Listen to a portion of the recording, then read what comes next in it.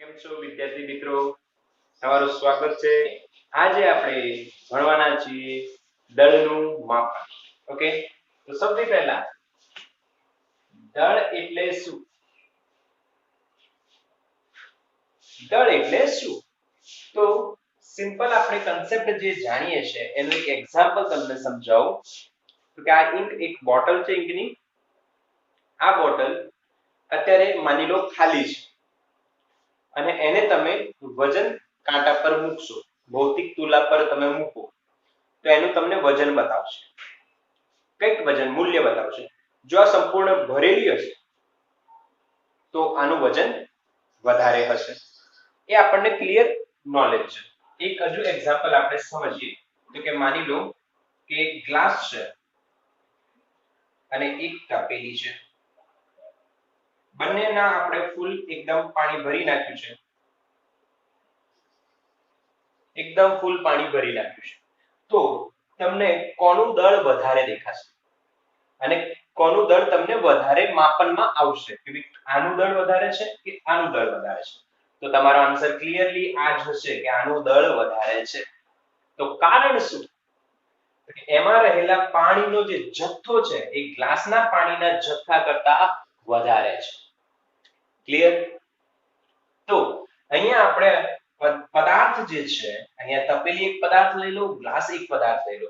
તો એ જે પદાર્થ છે એ પદાર્થમાં કેટલું દ્રવ્ય રહેલું છે એના આધારે આપણે એને માપીએ છીએ કે એનું દળ આટલું હશે. ઓકે, તો દળની વ્યાખ્યા બનાવવામાં આવી. પદાર્થમાં રહેલા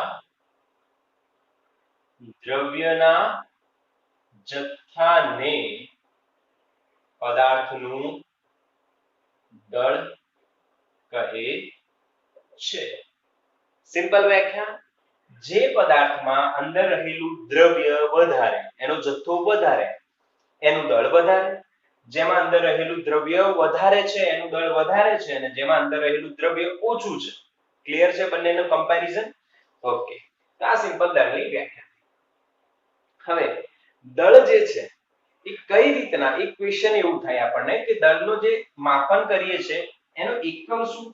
તો આપણા બધાને ખબર છે કે દળનો SI એકમ છે કિલોગ્રામ. એની સંજ્ઞા લખી છે બેટા KG. SI international system of standards. તો એનો એકમ કેટલો છે? કેજી. બરાબર. પરંતુ એક પ્રશ્ન એવો થાય કે કોને 1 કિલો કેવું? કોને 1 કિલો કેવું? તો અહીંયા એક સંસ્થા છે BIPM, આંતરરાષ્ટ્રીય સંસ્થા છે, international bureau of weights and measures. એ સંસ્થાનું નામ છે BIPM. આ સંસ્થાએ એક પ્રોટોટાઇપ તૈયાર કરેલું છે. પ્રોટોટાઇપ ઇન ધ સેન્સ કે એક વસ્તુ તૈયાર કરેલી છે. ભાઈ જો જે વસ્તુનું દળ આ જે પ્રોટોટાઇપ બનાવ્યું છે એટલું દળ હોય એને આપણે 1 કેજી કહેવું. ક્લિયર? સમજ્યા કે નહીં? કે કોઈ પદાર્થ છે એનું દળ જેટલું બી બનાવવામાં આવ્યું એ દળને સમતુલ્ય જેટલા બી દળો હશે એ બધાને કેટલા કહેવા? 1 કેજી. એ પ્રોટોટાઇપ બનાવવામાં આવ્યું કે ભાઈ આને 1 કેજી કહેવાય. તો આ ઇન્ટરનેશનલ બ્યુરો છે. સિમિલરલી દરેક દેશમાં નેશનલ બ્યુરો પણ હોય છે, નેશનલ લેબ બી હોય છે અને આપણે ઇન્ડિયામાં NPL છે, નેશનલ ફિઝિકલ લેબોરેટરી, જે દિલ્હીમાં છે. અને દિલ્હીમાં આ જે BIPM દ્વારા જે પ્રોટોટાઇપ બનાવ્યો છે એ આપણે દિલ્હીમાં મૂકવામાં આવ્યું છે, લેબમાં NPL માં. દરેક દેશમાં મૂકવામાં આવ્યું અને એટલા જ દ્રવ્યને, એટલો જ જે દ્રવ્યનો જથ્થો હોય એને 1 કેજી કહેવાય. Clear concept? ઓકે, હવે વાત કરીએ કે જે દળનો આ એકમ બનાવ્યો કેજી. તો દળના મોટા એકમો આપણને ખબર હશે. મોટા એકમોની વાત કરીએ બેટા તો બે આપણે અહીંયા પ્રેક્ટિકલી જોઈએ છે. ઘણા બધા હોય છે પરંતુ બે આપણે જોઈએ. તો પહેલું છે મેટ્રિક ટન અને બીજું છે ક્વિન્ટલ. આ મોટા એકમો છે, આનાથી મોટા એકમો હોય છે પણ અત્યારે આપણે આ બે સમજીએ. મેટ્રિક ટન એટલે 10 ની 3 કિલો. ઓકે, અને ક્વિન્ટલ એટલે 100 કિલો. એનો અર્થ છે જ્યારે આપણે અનાજની વાત કરીએ, ઘઉં છે, આ બધી જે અનાજ છે એ ક્વિન્ટલમાં મપાય. જેમ કે મોટી બોરી હોય છે ને, એમાં ઘઉં ભરેલા હોય છે, તો એનું વજન 100 કિલો હોય છે, પણ એને 1 ક્વિન્ટલ બોલવામાં આવે છે. આ રીતના ઘણા બધા એકમો અલગ અલગ રીતના યુઝ થતા હોય છે. આ પ્રેક્ટિકલી મેં તમને બે બતાવ્યા છે.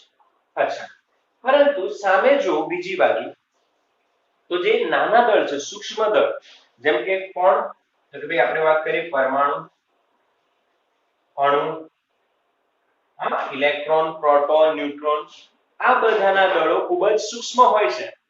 તો એના માટે જે કેજી જે છે એકમ, એ કેજી એકમ જે યુઝ કરીએ એ વેલિડ તો છે, પરંતુ યોગ્ય ન કહેવાય. કેમ? કેમ કે બહુ જ નાના મૂલ્યો લખવાના હોય છે, તો એને થોડુંક યોગ્ય બને, લખવામાં તકલીફ ન પડે, એટલે એક નવો અને નાનો એકમ બનાવવામાં આવ્યો, જે પરમાણુ, અણુ, સૂક્ષ્મ કણો જેમ કે ઇલેક્ટ્રોન, પ્રોટોન, આ બધાના દળો એના દ્વારા દર્શાવવામાં આવે છે. ઓકે, તો એ એકમનું નામ છે યુનિફાઈડ એટોમિક માસ યુનિટ. યુનિફાઈડ એટોમિક માસ યુનિટ, અથવા એને એટોમિક માસ યુનિટ પણ કહેવાય. એની સંજ્ઞા છે AMU or U. ક્લિયર છે? ઓકે, તો નેક્સ્ટ આપણે આ જ જોઈએ કે આને કઈ રીતના વ્યાખ્યાયિત કર્યું છે અને આનું મીનિંગ શું છે. ઓકે, આનો સ્ક્રીનશોટ લઈ લો. એકદમ સિમ્પલ છે, તમને સમજાઈ જ ગયું છે. હવે સ્ક્રીનશોટ લઈ લો ફટાફટ. ઓકે, તો સ્ટાર્ટ કરીએ આગળ. દળના માપન માટેનો નાનો એકમ, જેને આપણે કહીએ છીએ યુનિફાઈડ એટોમિક માસ યુનિટ. ઓકે, હવે યુનિફાઈડ એટોમિક માસ યુનિટ કોને કહેવામાં આવે? તો ઇલેક્ટ્રોન સહિત કાર્બન સમસ્થાનિક. કયો સમસ્થાનિક? C612 ના પરમાણુના 12મા ભાગને એક એટોમિક માસ યુનિટ ઓર યુનિફાઈડ માસ કહે છે. ક્લિયર? સમજો, અહીંયા ધ્યાન આપીશું કે ઇલેક્ટ્રોન સહિત કાર્બન સમસ્થાનિક, અહીંયા સમસ્થાનિક આવે. Okay, carbon સમસ્થાનિક. સમસ્થાનિક એટલે શું? જેનો પરમાણુ ક્રમાંક સમાન હોય, પરંતુ દળાંક જુદો જુદો હોય. જેમ કે હાઇડ્રોજન 1h1, 1h2, 1h3, એ આ ત્રણ એના સમસ્થાનિકો છે. એ રીતે કાર્બનના પણ અલગ અલગ સમસ્થાનિકો છે. એમાં આપણે કયો સમસ્થાનિક સિલેક્ટ કર્યું છે? 6C12. એનો પરમાણુ લો, ઇલેક્ટ્રોન સહિત લો. ઓકે, કેમ કે પરમાણુની અંદર ન્યુક્લિયસ અને ઇલેક્ટ્રોન હોય, એ બંનેને લઈએ અને એનું જે દળ આવે એ દળનો આપણે કયો ભાગ કરવાનો? 12મો ભાગ. ફોર એક્ઝામ્પલ, આ છે પરમાણુ, કયો? C612. એનો દળ છે, એના આપણે 12 ટુકડા કરી દઈએ, અને 12 ટુકડા કર્યા પછી જે એક ટુકડો બચે એનું જે દળ છે એને શું કહેવાય? 1 AMU પર 1 U. ક્લિયર થઈ ગયું? ઓકે, તો 1 AMU और 1 U શું લખાશે? અહીંયા લખાય 6C12 પરમાણુ દળ અને ભાગ્યા કેટલા કરવાના? 12. ઓકે, આ થઈ ગયું આપણું એક યુનિફાઈડ માસ નું સૂત્ર, પરમાણુનું દળ ભાગ્યા 12. હવે આનો આન્સર કેટલો આવે? તો આનો આન્સર આપણે આવે, કેલ્ક્યુલેટ કરીએ તો 1.67 or 66 આપણે યાદ રાખીએ છીએ 10⁻⁻27 kg. 1.66 ગુણ્યા 10⁻⁻⁻ 27 કેજી, જે ખૂબ જ સૂક્ષ્મ વેલ્યુ છે. ઓકે, તો હવે તમારે શું કરવાનું કે આટલું જ્યાં પણ દળ દેખાય એને આપણે કેટલું કહી દેવાનું? 1 u. ક્લિયર છે? ઓકે, તો ચલો આ થઈ ગયું એક AMU ની ઇન્ફોર્મેશન ઓર યુનિફાઈડ માસ ની ઇન્ફોર્મેશન. હવે આપણે કેટલાક જે સૂક્ષ્મ કણો છે એમનું માસ જોઈએ, દળ જોઈએ. દળ જે છે એ કેટલું છે? તો અહીંયા આપણે કણ લખીએ છીએ. કણમાં સૌથી પહેલા હું લખું છું પ્રોટોન. ભાઈ પ્રોટોનનું જે કેજી માં દળ છે અને અહીંયા યુનિફાઈડ માસમાં જે દળ છે એ માપીને આપણે કન્વર્ઝન કરી શકીએ છીએ. હવે કન્વર્ઝન કઈ રીતના કરવાનું એ તો અહીંયા ખબર જ છે તમને. જો કિલોગ્રામ આપેલું હોય અને તમારે યુ માં જવાનું હોય તો આટલા વડે ભાગી દેવાનું. સમજજો? એટલે અહીંયા હું તમને કન્વર્ઝન બતાવું છું. તમારે કેજી માંથી યુનિફાઈડ માસમાં જવું હોય અને યુનિફાઈડ માસમાંથી કેજી માં આવવું હોય તો સિમ્પલ છે. તમારી જોડે યુનિફાઈડ માસમાંથી કેજી માં આવવા માટે 1.66 * 10⁻⁻27 ગુણી નાખવાના. દેખાય ને? એક યુ આટલા તો આટલા યુ કેટલા? તો સિમ્પલ ગુણાકાર થશે. બટ રિટર્નમાં જ્યારે તમે આવશો ત્યારે શું થશે? ભાગાકાર 1.66 * 10⁻27. ક્લિયર? તો કેજી માંથી યુ માં જવું હોય તો આટલા વડે ભાગી નાખવાના અને યુ માંથી કેજી માં આવવું હોય તો આટલા જ વડે ગુણી નાખવાના. એકદમ સિમ્પલ કન્વર્ઝન. ઓકે, હવે પ્રોટોન છે, પછી આપણે લઈશું ન્યુટ્રોન અને છેલ્લે લઈશું બેટા ઇલેક્ટ્રોન. ચલો, પ્રોટોનનું જે દળ છે બેટા એ થયું છે 1.67 * 10⁻⁻27 kg. પ્રોટોન અને ન્યુટ્રોનનું દળ લગભગ સમાન જ છે. 1.67 અહીંયા 5 કે 4 તમે લખી શકો છો. 27 kg કેમ કે લાંબુ વેલ્યુ છે અને રાઉન્ડ ઓફ કરો તો અહીંયા 5 બી આવી શકે, 4 બી આવી શકે. Okay, clear? અહીંયા આપણે 5 જ રાખીએ છીએ કેમ કે 5 જ આવશે. તો આપણે અહીંયા તમે જોઈ શકો છો 672 ને 675 એટલે બહુ જ ઓછો ડિફરન્સ છે કેમ કે પોઈન્ટ પછી. એટલે આ બંનેના દળ તમે સરખા ગણી શકો છો. પર કોણ ભારે છે, પ્રોટોન કે ન્યુટ્રોન? ન્યુટ્રોન ભારે છે. ક્લિયર બેટા?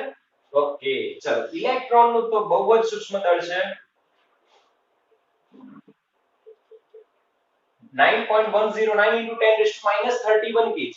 હવે જો આમની ગણતરીમાં તમારે આટલી નાની નાની વેલ્યુ લખવા કરતા સિમ્પલ આમની જગ્યાએ શું લખી શકો છો તમે? યુ માં. હવે એક યુ માં કઈ રીતના આપણે લખીએ તો સિમ્પલ થશે? તો પ્રોટોનનું જે માં આપણે અહીંયા જોઈએ તો કેટલું આવશે યુ માં? 00727 યુ. થઈ ગયું? 10⁻27 લખવાની જગ્યાએ સિમ્પલ 1.00866 યુ. આ ન્યુટ્રોન નું થઈ ગયું. સિમ્પલ ને? 10 ની ઘાત તો લખવાની કોઈ જ ઇશ્યુ નથી, હવે સોલ્વ થઈ ગયું. અને આમાં આવશે 0.000545 છે તો આપણે એને 55 યુ લખીએ છીએ એપ્રોક્સિમેટલી. તો આ કોનું દળ થઈ ગયું? ઇલેક્ટ્રોન નું દળ થઈ ગયું. ક્લિયર બેટા? તો આ રીતના તમે જોઈ શકો છો કે જે 10⁻27 27 31 એ બધી વેલ્યુ લખવાની જગ્યાએ જ્યારે આપણે કેજી માંથી યુ લખીએ છીએ ત્યારે આ બધી 10 ની ઘાતો લખવાની જે ઝંઝટ છે એનાથી આપણને છુટકારો મળી જાય છે.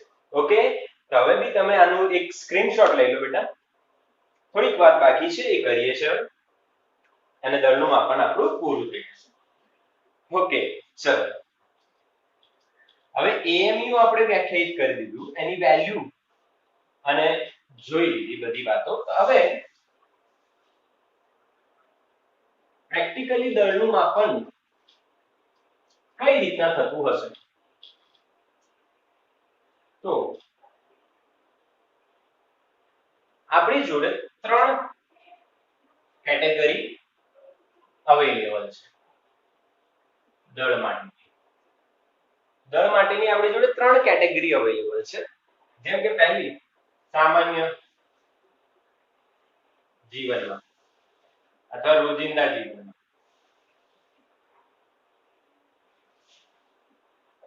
આપણે રોજિંદા જીવનમાં સામાન્ય હટાવી દઈએ, રોજિંદા રાખીએ. ભાઈ રોજિંદા જીવનમાં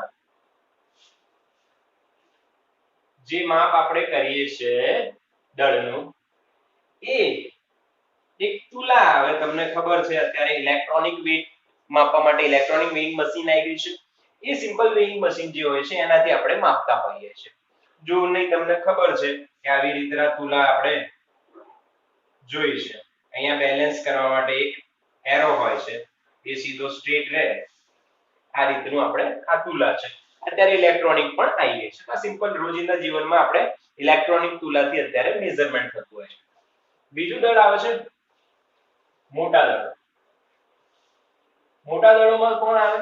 તો ભાઈ સૂર્ય, પછી ચંદ્ર,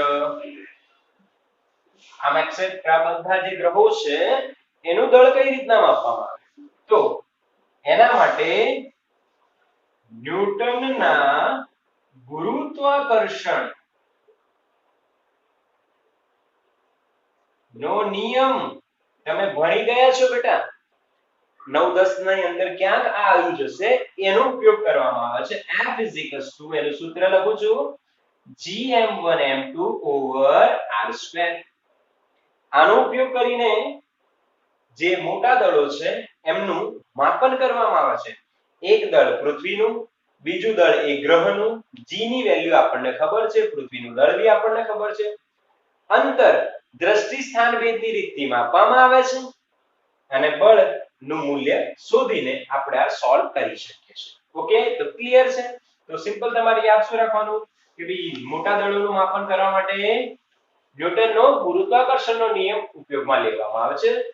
અને એના પછી લાસ્ટમાં આવે છે સૂક્ષ્મ દળો. બેટા સૂક્ષ્મ દળોમાં કોણ આવે? અણુ આવે, પછી પરમાણુ આવે, પરમાણુના ઘટક કણો, ઘટક કણોમાં ન્યુક્લિયસ આવે, કે ઇલેક્ટ્રોન આવે, પ્રોટોન આવે, ન્યુટ્રોન આવે. આ બધાનું દળ માસ સ્પેક્ટ્રોગ્રાફ આના વડે માપવામાં આવે છે. માસ સ્પેક્ટ્રોગ્રાફ આ એમસીક્યુ માં હોઈ શકે બેટા. અને આ સિમ્પલ ઇન્ફોર્મેશન છે, યાદ જરૂર રાખજો. માસ સ્પેક્ટ્રોગ્રાફ. હવે માસ સ્પેક્ટ્રોગ્રાફમાં શું કરવામાં આવે છે? તેમાં સમાન વિદ્યુત ક્ષેત્ર અને ચુંબકીય ક્ષેત્રનો ઉપયોગ કરવામાં આવે છે. એમાં કણને, ઘટક કણને ગતિ કરાવવામાં આવે છે અને ત્યાં એ વર્તુળાકાર ગતિ કરશે અને વર્તુળાકાર ગતિની જે ત્રિજ્યા છે, વર્તુળાકાર ગતિની શું બેટા? ત્રિજ્યા જે છે એ તેના દળના સમપ્રમાણમાં આવશે. આપણે કયા ધોરણમાં જોવાના છીએ? ધોરણ 12 માં આવશે બેટા. એટલે આ ભલે અહીંયા ઇન્ફોર્મેશન છે, ત્રિજ્યા એ દળના સમપ્રમાણમાં છે, પણ ધોરણ 12 માં સાથે પ્રૂફ સાથે આપણે જોઈશું. અત્યારે ખાલી ઇન્ફોર્મેશન યાદ રાખો કે સૂક્ષ્મ દળો, અણુ, પરમાણુ, ઇલેક્ટ્રોન, પ્રોટોન એમનું માપન કઈ મેથડ, કઈ વસ્તુ? માસ સ્પેક્ટ્રોગ્રાફ. ક્લિયર? મોટા દળોનું માપન ન્યૂટનના ગુરુત્વાકર્ષણના નિયમ વડે અને રેગ્યુલર જે છે એ ભૌતિક અને નોર્મલ તુલા વડે. ઓકે, તો અહીંયા આપણે બેટા દળનું માપન ફિનિશ કરીએ છીએ. Thank you students.